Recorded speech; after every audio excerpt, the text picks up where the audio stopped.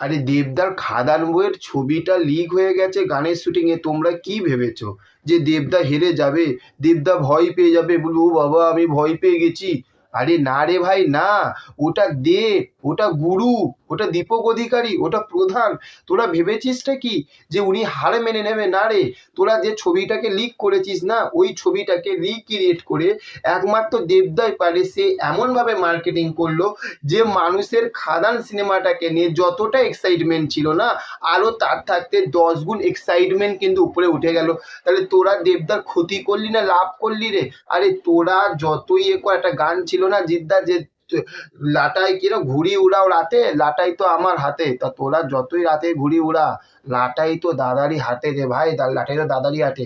তো বলছি যে কালকে দেবদার যে খাদান বইয়ের যে দৃশ্য, যে গানের যে শ্যুটটা, সেই শ্যুটে একটা ছবি লিক হয়ে গেছিল। দেবদা ওটাকে রিক্রিয়েট করে পোস্ট করেছে এবং সেইখানে আমরা গানের মধ্যে দাদার যে বডি, ওফ কি বডি বলবো।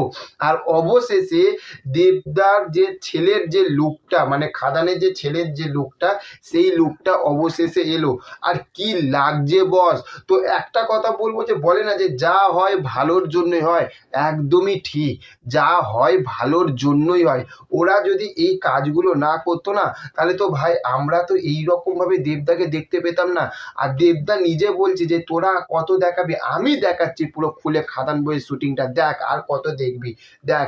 আর দর্শক এই বইয়ের এই খাদানের শুটিং এর যে দৃশ্যগুলো দেখে না, মানুষ এক্সাইটমেন্টে না ফেটে গেছে, ফেটে গেছে মানুষ। পুরো দিমাগ ঘুম গিয়া, পুরো দিমাগ ঘুম গিয়া। যে মানুষ শুধু আমরা মানে পুরো বাংলার দর্শক অপেক্ষায় বসে রয়েছে যে দাদার এই বইটা কবে রিলিজ করবে। আর যেদিনকে রিলিজ করবে না, সেদিনকে না একটা ইতিহাস তৈরি হবে, ইতিহাস। এতদিনে বাংলা সিনেমায় আমরা যা বই দেখেছি, ঠিক আছে, মানে দেবজিতের কথা বলছি, এতদিনে বাংলা সিনেমায় দেবজিতের যা বই দেখেছি, তার থাকতে না এই বইটার হাইপ, আমি বলবো যে জিদ্দার চেঙ্গিস, সেই চেঙ্গিসের থাকতে কিন্তু এই যে খাদান এই বইটার হাইপ না তুঙ্গে তুঙ্গে তুঙ্গে রয়েছে, তুঙ্গে রয়েছে।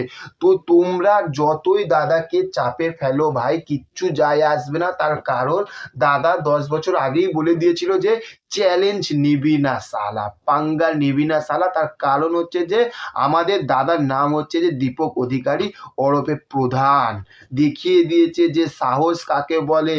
তাহলে আর তার মানুষটার ওই ছবি লিক করে কি হবে? চল একদিকে ভালোই হচ্ছে, আমরা দেবদাকে আরো নতুন নতুন নতুন নতুন রূপে দেখতে পাচ্ছি। আর অবশ্যই এই গানের যে দৃশ্যটা, যেটা ছবিটা পোস্ট হয়েছে, তো তোমরা তো দেখে বুঝতেই পারছো যে এটা একটা ফোক গান হতে চলেছে। আর খাদানটা ভাবো, উফ সালা দিল জিত লিয়া, দিল দিল দিল জিত লিয়া। অসম সালা একটা বই হতে চলেছে বস।